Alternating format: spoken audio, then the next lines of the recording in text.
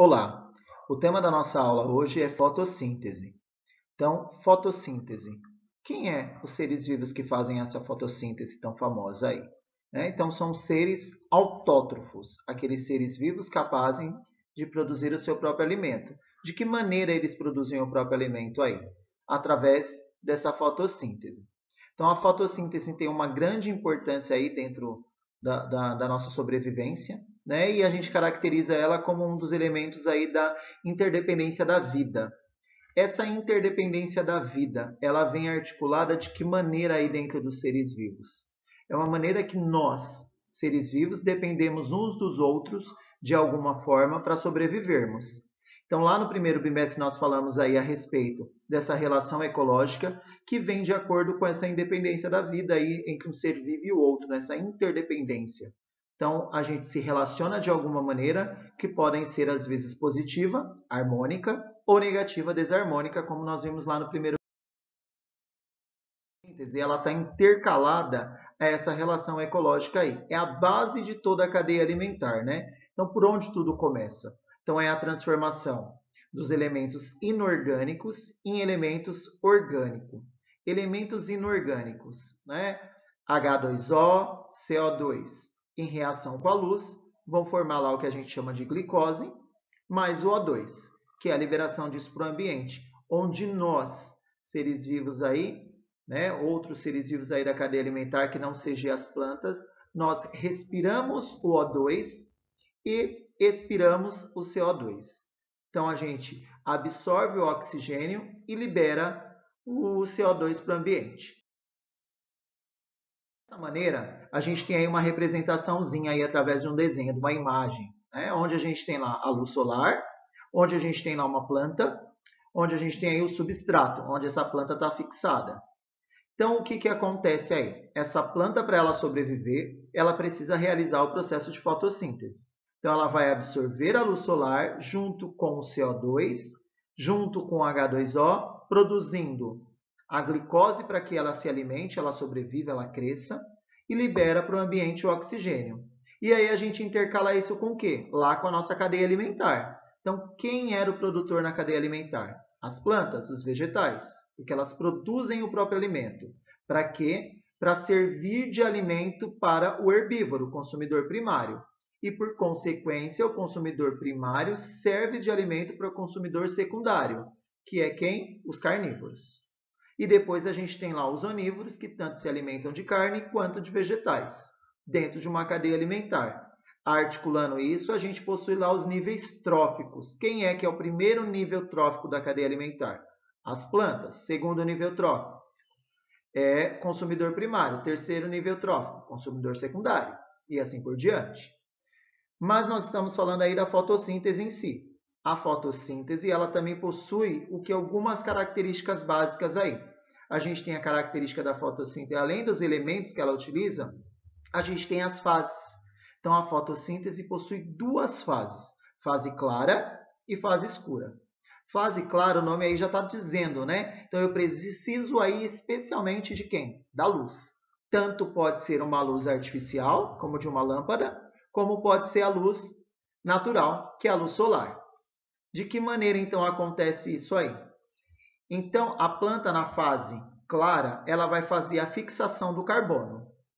O que é essa fixação? Ela vai absorver isso, ela vai fixar isso dentro da planta para a realização da fotossíntese. E nessa fase clara aí, a gente tem ainda dois processos, que é a questão cíclica e a questão acíclica. Mas, que maneira vai acontecer essa questão cíclica e acíclica?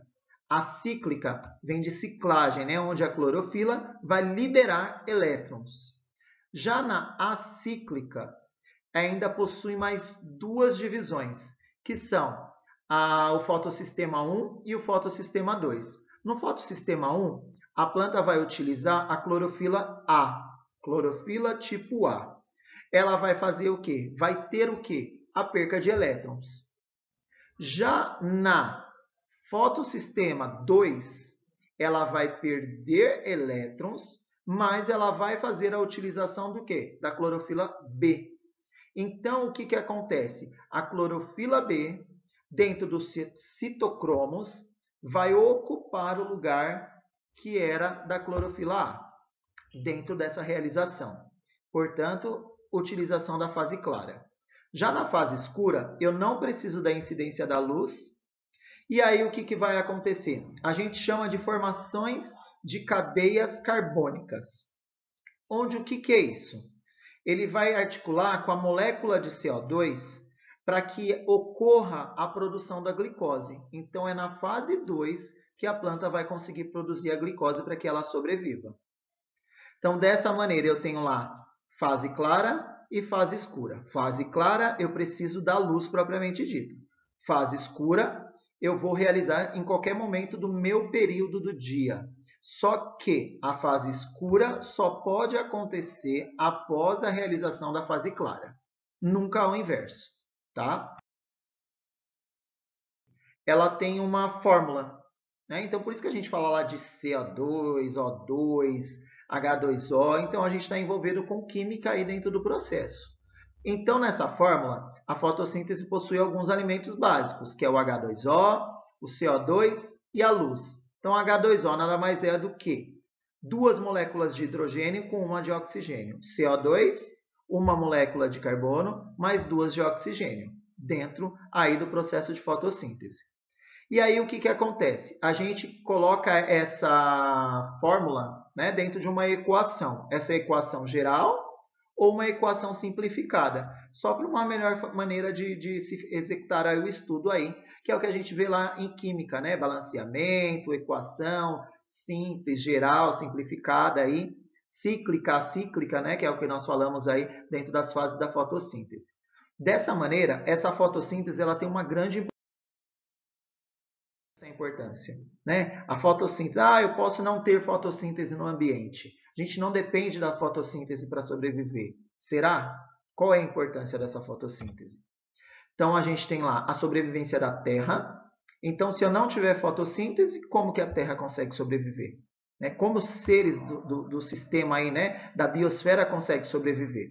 A gente tem a produção do oxigênio, que é lá na fotossíntese que ela absorve alguns elementos e libera outros, e produz outro. Né? Então, ela produz a glicose para ela crescer e sobreviver, mas ela libera para o ambiente o oxigênio. Nós liberamos o CO2 e ela libera o O2.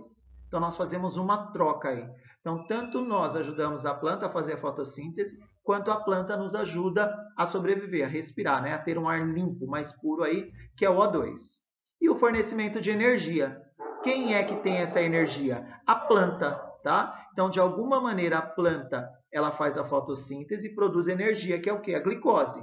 Essa glicose, energia da planta, é passada para o consumidor primário, que passa para o secundário, que passa por terciário e quaternário. É utilizado ao longo da vida, dentro de um ciclo vital, nasce, cresce, reproduz e morre. No momento da morte, nós devolvemos para o ambiente toda essa matéria orgânica que nós utilizamos e para o ambiente flui o quê? Toda a energia utilizada ao longo do tempo. A síntese tem suma importância dentro do ambiente para essa manutenção da vida em si. Espero que tenha sido um pouquinho mais claro e para iniciar esse nosso segundo bimestre. Bons estudos!